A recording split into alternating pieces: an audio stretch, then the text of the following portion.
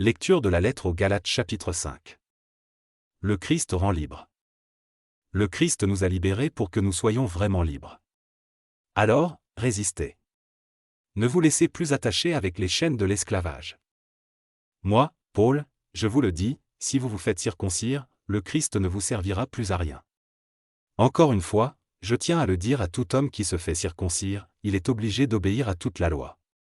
Vous qui cherchez à devenir juste par la loi, vous vous êtes séparés du Christ, vous avez perdu ce que Dieu vous a donné. Pour nous qui croyons, nous espérons que Dieu nous rendra justes, et c'est l'Esprit Saint qui nous fait attendre cela avec impatience. Quand quelqu'un vit uni au Christ Jésus, être circoncis ou ne pas être circoncis, cela n'a aucune importance. Ce qui compte, c'est de croire et de montrer sa foi en aimant. Vous étiez bien partis.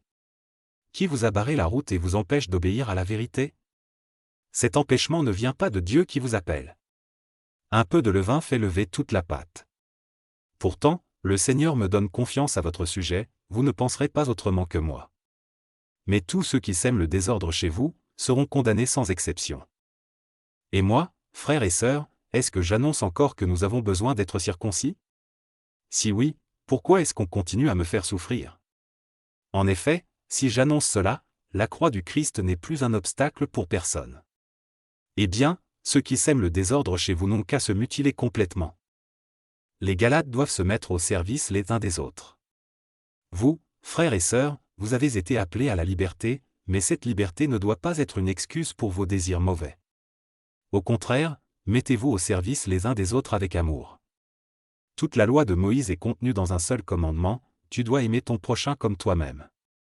Mais si vous vous mordez et si vous vous blessez les uns les autres, attention, vous allez vous détruire. C'est pourquoi je dis, laissez l'Esprit Saint conduire votre vie, ainsi vous ne suivrez pas vos désirs mauvais. Ces désirs mauvais luttent contre l'Esprit Saint, et l'Esprit Saint lutte contre ces désirs. Entre eux, c'est la guerre, et le résultat, c'est que vous n'arrivez pas à faire ce que vous voulez. Mais si l'Esprit Saint vous conduit, vous ne dépendez plus de la loi. Ce que les désirs mauvais produisent, on le voit bien, ils mènent une vie immorale et mauvaise, ils se conduisent n'importe comment. Ils adorent les faux dieux, ils pratiquent la sorcellerie. Ils détestent les autres, ils se disputent, ils sont jaloux. Ils se mettent en colère, ils cherchent à passer devant tout le monde, ils se divisent en partis et en groupes opposés. Ils veulent ce que les autres possèdent, ils boivent trop, ils mangent trop et ils font encore bien d'autres choses semblables. Je vous avertis et je l'ai déjà dit, ceux qui font ces choses-là n'auront pas de place dans le royaume de Dieu.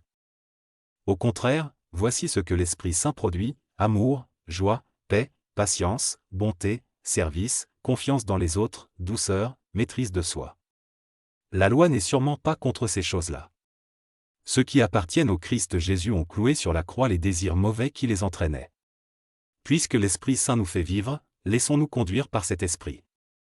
Chacun récolte ce qu'il a semé. Ne soyons pas orgueilleux. Entre nous, pas de dispute. Entre nous, pas de jalousie.